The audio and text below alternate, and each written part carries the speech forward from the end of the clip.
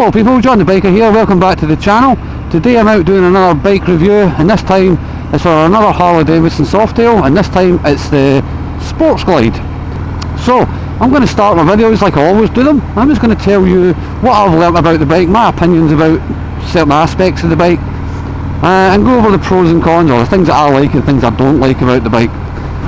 If you've seen my previous video, and that was on the Softail Breakout, you'll remember that I really liked that bike. It was the first cruiser that I had ridden, and I had it for quite a bit of time, more time than what I usually get bikes for when I'm doing reviews and testing them, and I was really happy and really thankful to Harley Davidson. So I got back to the garage. I was talking to the sales manager and I was talking about things I didn't like about the bike, and he recommended that I take this one out. Now unfortunately I'm not getting it as long as what I had the Breakout. I'm only getting this one for the one day, but I've had it out for a good few hours now, and I've got to know it a little bit, so I feel ready to start talking about it. So we'll dive straight in. I'm going to talk about how the bike handles. So this bike handles pretty much similar to the Breakout, with a few differences. The main one being the way it corners, the way it handles on bends. It doesn't have that big massive humongous rear tyre on this bike, so it makes the cornering and the turning of the bike a lot smoother and a lot nicer. The ride comfort on it, i.e. the suspension, is a lot nicer as well. Now that could just be because it's set up a bit better. Now I did mention when I was on the Breakout that I was having a bit of trouble getting the rear suspension set to a nice setting for me, but this one was so much easier. But I think the main thing that makes this bike better for me when it comes to ride quality and comfort is the seating position in it. Now I'm still in the classic C position, like the Breakout, but unlike the Breakout, the handlebars on this bike are a lot better. Just letting my friends catch up with me before I pull out here. I'm still in the C position, but as you can see, my arms are actually kind of bent this time, and that was my big complaint about the Breakout, that my arms were too far stretched out for me, and I actually recommended that if I was to own a bike like that I would change the handlebars. It'd be one of the first things that I did. My legs are still forward, and I think they're pretty much in the same position as the Breakout, but we'll just have to see how we get on with that. But overall I find that the ride comfort and the handling of the Sports Glide to be a lot better than the Breakout, and I understand the Breakout was designed to look that way and that's what you're going for, but this is just a lot more comfortable. So the actual comfort of the bike is a lot better as well, as a result of those things I've just mentioned, but it's also helped by the seat on this bike. It's so much more comfortable. Now I didn't mind the seat on the Breakout. In fact, I kind of liked it, but this seat is just so much more comfortable, and I didn't think that was going to be kind of possible, but it really is a lot more comfortable than the previous one. So what about the power delivery, the engine, the gearbox, etc. So like the other Softails, this bike is belt driven, and it just seems to be the way to go. I've only ridden a few belt driven bikes, but to me that's the way to go. I don't know why more bikes aren't belt driven, but again, same as the last Softail, this one is very good. The bike I'm on, it's the 107 Milwaukee engine, so I believe that's a 1200 if I remember right. Again, if I'm wrong I'll mark it up on the screen, and it's absolutely fantastic. It's not quite as much of a beast an engine as the 114, but it's still got everything that the 114 had, just maybe not as much. But in real world riding and real world speeds, the 107 is perfectly fine. Gearbox is nice and smooth and clunky at the same time, which makes no sense, but it is. Coming up the gears, it's nice and clunky, and as you'll know from my previous videos if you've watched them, I quite like a clunky gearbox. But going down the gears, it seems a lot smoother. It's kind of weird the way it works out, but it is what it is, right? And as for power delivery itself, when pulling away, there's just so much torque in this bike. I don't have to change gear half as much as I usually have to change gear, especially on my Versys. I'm up and down those gears every few seconds sometimes, depending on what kind of road I'm on. But on this, you can be in 5th gear and you can be trundling along at 30 mile an hour, and the engine doesn't feel like it's struggling or anything. So it's absolutely perfect. I absolutely love the gearboxes in these Softails that I've been out on. I'm really impressed by them. And as for the brakes on the bike, on the breakout I wasn't overly impressed by the brakes. Don't get me wrong, they worked, but I was somewhat underwhelmed by it. I thought there should have been a lot more braking power. But I'm glad to say that on the Sports Glide, it doesn't feel as bad. Now, my guess is that on the breakout, it was because that bike was brand new. It had only done a few hundred miles, and I think those brakes were still breaking in, they were still new. Whereas this bike has done a couple of thousand miles, so the brakes feel so much better. So let's just make sure there's nothing behind me. So the front brake, that's perfect. The rear brake, pretty much like every other bike I've been on.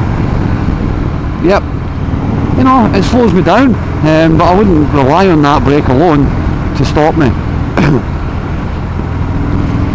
And you wouldn't do that anyway, but you know what I'm trying to say. It just feels a bit soft. Electronics on the bike, so pretty much what you would expect. There's not really that much. It's got ABS, no traction control, LED lights all round, and it's got this little, I prefer the instrument cluster on this bike as opposed to the other one, where it had the little LCD thing in the handlebar. This has actually got a proper analog clock, which I really like the look of, but in the middle we've got an LCD screen, and it's telling me all the information that I need: fuel gauge, gear position, time. You can change that to rev counter, trip A and B, mileage, etc. But no rider modes or anything like that. The only other thing this bike has, it's got cruise control. Now, I'm not a fan of cruise control, never have been, but you know, if you're on a long journey, that may be something that you want, you know, give your wrist a little bit of a break. Talking about electronics, I should mention the switch gear. So on the left, it's your usual, your headlights, your horn, and this circular button here, that's for changing the, you know, trip A, trip B, things like that. On the right, you've got your starter, stop, hazard lights, and then, like most Harleys, or all Harleys I think, the indicators are on both sides of the handlebar. So for the left you've got a button on the left, and for the right you've got a button on the right. They are self-cancelling, so that's a nice touch, because if you're like me, and that's my biggest issue is I'm quite prone to forgetting to turn my indicator off. And that's it for your electronics. You wouldn't expect to get a lot of electronics on a bike like this, but that's what we've got. So how does the bike make me feel? Well, it makes me feel great. I absolutely love it. If I had to choose one of the Softails, I think this is the one I would go for. simple because it's actually two bikes in one.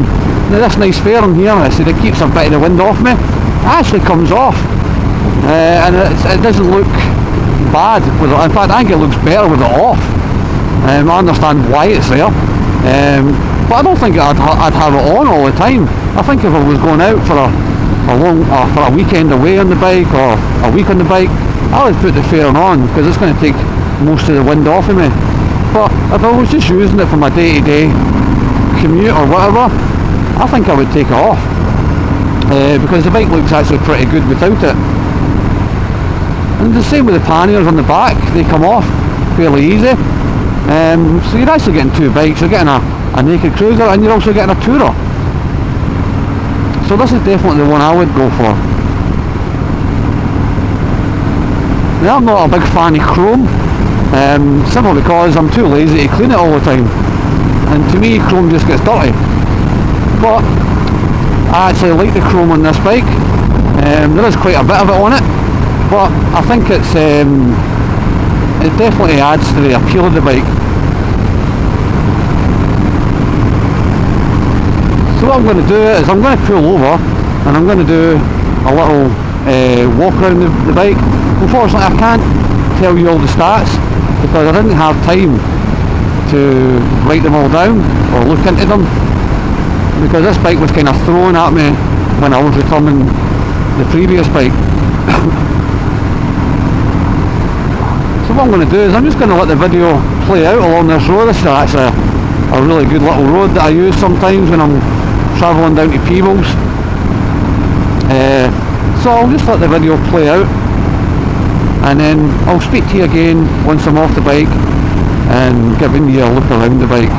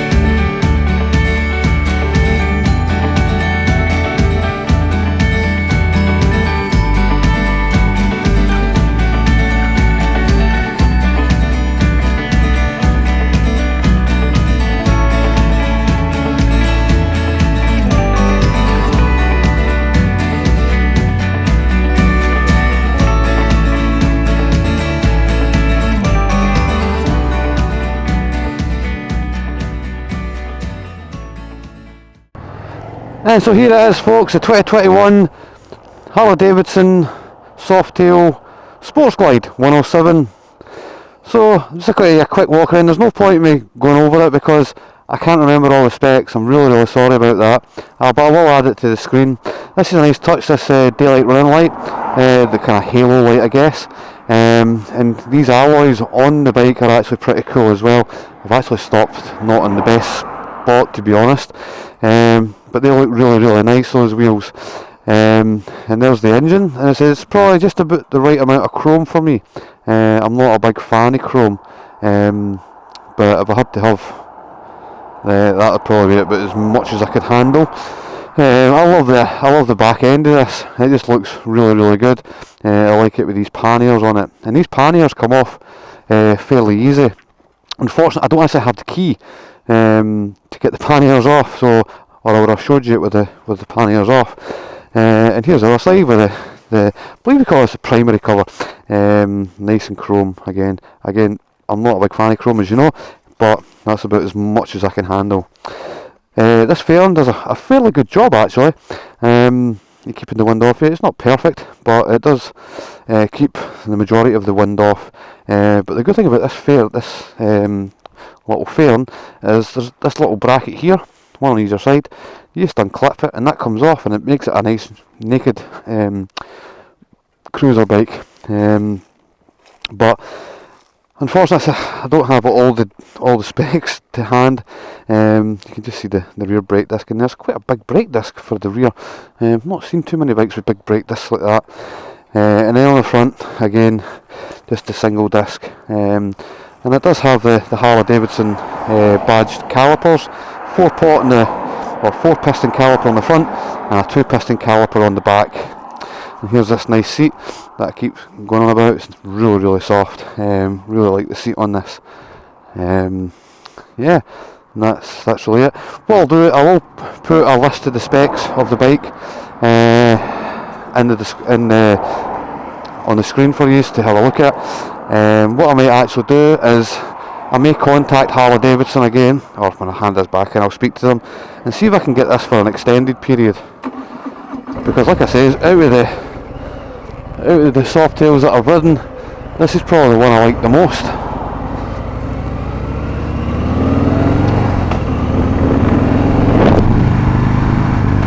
So that's it folks, so it's just a quick video this time on this bike. Like I said, I don't know enough about it spec wise to go on about it, but what I really need to do now is my summary, things that I really like about the bike and things that I really don't like about the bike. So let's start with the negatives, things I don't like about the bike. And I'm actually struggling here to think of something that I don't like about the bike, and if I had to pick something, it's going to be the brake. Why has it got a single brake disc? Why? I just wish it had the 2 discs on it. I think the brake would be really a lot better. And that's really it. I'm really sorry. That's all I can really come up with right now on things that I don't like about the bike. Things that I love about the bike is the comfort, the power delivery. Yeah, that's probably the 2 main things. Comfort wise, I've been riding this bike for a good, good 3-4 hours now in total. I've only stopped a couple of times very briefly, and I don't feel any kind of fatigue on my back or anything like that. Everything seems to be nice and comfortable. So yeah, from a comfort point of view, it's great. As for the power delivery, power on this bike is immense. What I might actually do is, if I do take this bike back out, I'll see if they've got it in the 114 engine spec, and see what the difference is, because I think it would make a fairly big difference. Yeah, that's it. Absolutely lovely looking bike. Okay, granted it's not as good looking as the Breakout, but still a great looking bike and an absolute pleasure to ride. So I think that's it. Anything I've missed out, I will try and add it in, and like I said, I will try and get the bike again and do a longer review with more information. So as always, if you've liked the video, please hit the like button. If you haven't done so, hit the subscribe button. and leave any comments. I do reply to my comments, and I do it as quickly as I can. Yeah, so that's it. So thanks again, and ride safe, folks.